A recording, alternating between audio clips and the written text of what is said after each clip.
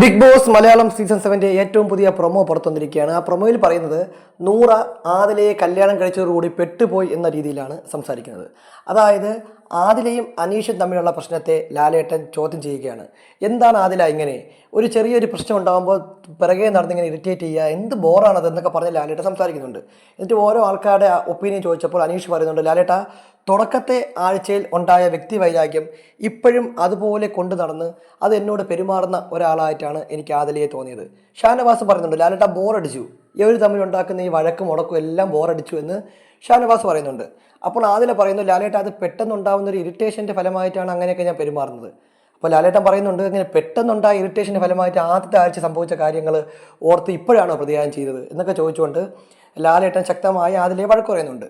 ഇതിൻ്റെ ഇടയ്ക്ക് നൂറയോട് ചോദിക്കുന്നുണ്ട്, നൂറ നീ എങ്ങനെയാണ് ഇവളെ വീട്ടിലും ഇങ്ങനെയാണോ എന്ന് ചോദിക്കുമ്പോൾ അതേ ലാലേട്ടൻ അത് നൂറ പറയുന്നു. അപ്പോൾ എങ്ങനെ സഹിക്കുന്നു എന്ന് ലാലേട്ടൻ തമാശയ്ക്ക് ചോദിച്ചപ്പോൾ നൂറ വളരെ ഗൗരവമായിട്ട് പറയുന്നുണ്ട്, പെട്ടുപോയാലും ലാലേട്ട ഇനി സഹിക്കാൻ നിവൃത്തിയില്ലല്ലോ എന്ന രീതിയിൽ പറയുന്നുണ്ട്. അപ്പോൾ അത് കേട്ട് ആദില വളരെ ഷോക്കായിട്ട് നൂറയെ നോക്കുന്ന ഒരു രംഗമൊക്കെ നമുക്ക് പ്രൊമോയിൽ കാണാം. എന്തായാലും ഇവർ തമ്മിൽ ഇതിന് ശേഷം ഈ എപ്പിസോഡിന് ശേഷം ഈ കാര്യം പറഞ്ഞ് അടിച്ചു പിരിയാനുള്ള ചാൻസ് ഉണ്ട് എന്നാണ് മനസ്സിലാക്കുന്നത്. ബിഗ് ബോസ് മലയാളം സീസൺ 7 ബന്ധപ്പെട്ട കൂടുതൽ അപ്ഡേറ്റുകൾക്കായി നമ്മുടെ ചാനൽ സബ്സ്ക്രൈബ് ചെയ്യുക.